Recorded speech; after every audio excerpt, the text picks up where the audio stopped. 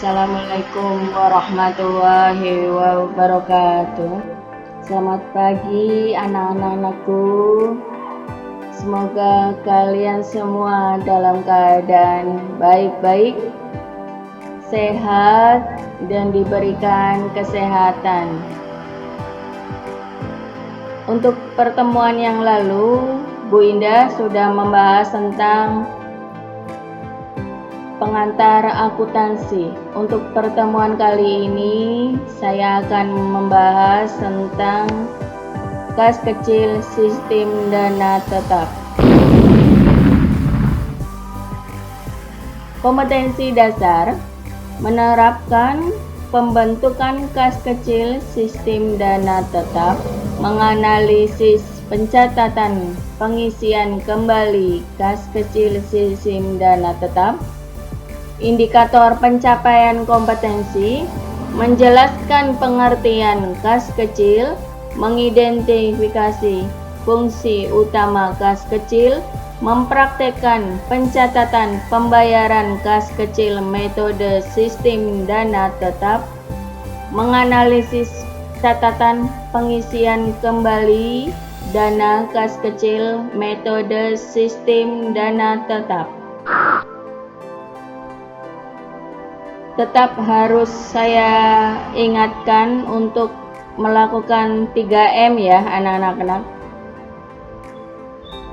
Terus tujuan pembelajaran yang pertama, siswa dapat menjelaskan pengertian kas kecil, siswa dapat mengidentifikasi fungsi pembentukan kas kecil, siswa dapat mempraktekkan pencatatan pembayaran menggunakan kas kecil dengan sistem dana tetap, siswa dapat menganalisis pencatatan kembali dana kas kecil sistem dana tetap.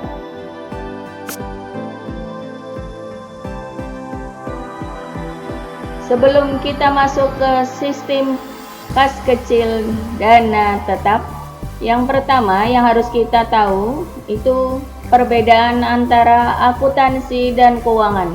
Yang pertama, akuntansi itu merupakan pencatatan, penggolongan, pengikhtisaran transaksi keuangan dari suatu periode keuangan untuk menghasilkan laporan keuangan yang disajikan kepada pihak internal dan eksternal perusahaan.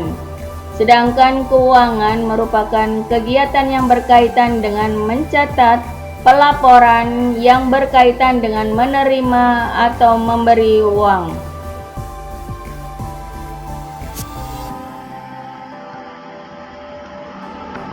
Sekarang kita harus tahu fungsi laporan keuangan. Yang pertama, untuk mengetahui keuntungan suatu perusahaan yang didapat. Di sini ada contoh kas. Yang pertama, cek yang ditandatangan, travel check, money order. Nah, sekarang kita harus tahu tentang kas kecil. Di sini, dana kas kecil adalah dana kas yang disediakan untuk pengeluaran-pengeluaran yang disediakan untuk membayar pengeluaran-pengeluaran yang relatif kecil jumlahnya. Jadi dalam perusahaan itu ada dua kas. Yang pertama, kas yang ada dalam perusahaan. Yang kedua itu kas kecil. Jadi kas kecil itu merupakan kas untuk membiayai pengeluaran-pengeluaran yang kecil.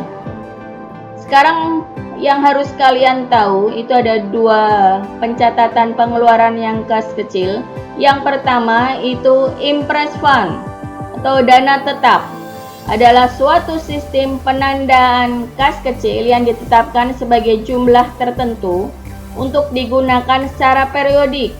Sedangkan fluktuasi atau dana tidak tetap adalah suatu sistem yang menetapkan penandaan kas kecil dengan jumlah tidak tetap, menyajikan kebutuhan perusahaan dari suatu periode.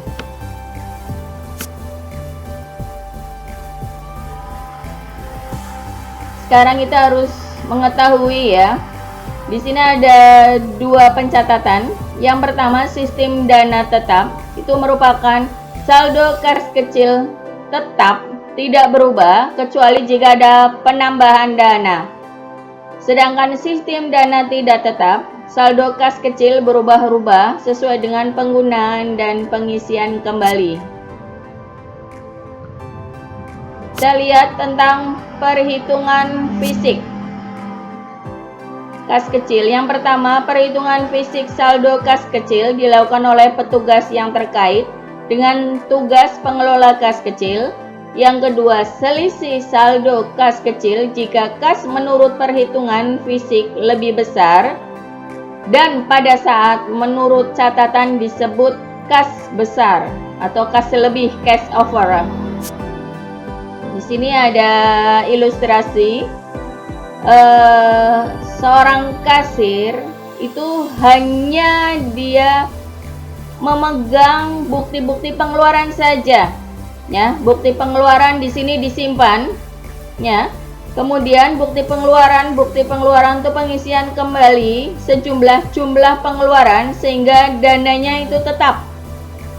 Nah, bendara kas menyerahkan sejumlah uang. Jadi nanti pada saat pengisian kembali ini baru bukti-bukti pengeluaran tersebut itu akan ditukarkan seperti itu. Nah, di sini kita bisa lihat tentang jurnalnya ya. Yang pertama, pembentukan kas kecil. Yang pertama tanggal 1 Oktober 2017 dilakukan pembentukan kas kecil dengan dana awal sebesar 3 juta. Sekarang kita lihat jurnalnya. Kas kecil pada debit. Kas di sini kas besar ya, kas yang dalam perusahaan itu pada kredit sebesar 3 juta. Sedang untuk pengeluaran kas, di sini ada contoh transaksi tanggal 2 Oktober 2017, membeli suplai kantor sebesar 750.000. Tanggal 7 Oktober membeli benda pos sebesar 400.000. Tanggal 21 Oktober membeli konsumsi untuk rapat 1.200.000. Nah, di sini yang membedakan antara metode impres atau metode tetap dengan metode yang tidak tetap atau fluktuasi. Di sini ya. Di sini kalau untuk metode impres itu tidak di jurnal. Ingat-ingat kalian. Nah, pada saat pengisian kembali, mengingat kembali pengeluaran yang telah terjadi karena akan di jurnal pada akhir periode. Nah, di sini tadi pengeluaran yang tidak di jurnal itu pada saat pengisian kembali itu akan muncul. Di sini beban suplai kantor, beban benda pos, beban konsumsi itu akan muncul. Ya. Sedangkan di kreditnya ini kas besar. Ini dikredit total dari jumlah pengeluaran. Nah, untuk memperdalam kalian dan kalian mengerjakan soal-soal, bisa kalian cermati di sini. Modul yang sudah Ibu buat ya. Terus kalian bisa ngelink YouTube di sini. Bisa kalian lihat materinya. Untuk memperdalam kalian. Terus ada sebuah tugas di kelompok ya, bisa kalian diskusikan antar teman. Itu kalian mencari kira-kira pos-pos mana saja yang merupakan bisa dibiayai oleh kas kecil. Ya, tidak semua pengeluaran yang dikeluarkan perusahaan itu bisa menggunakan mana kira-kira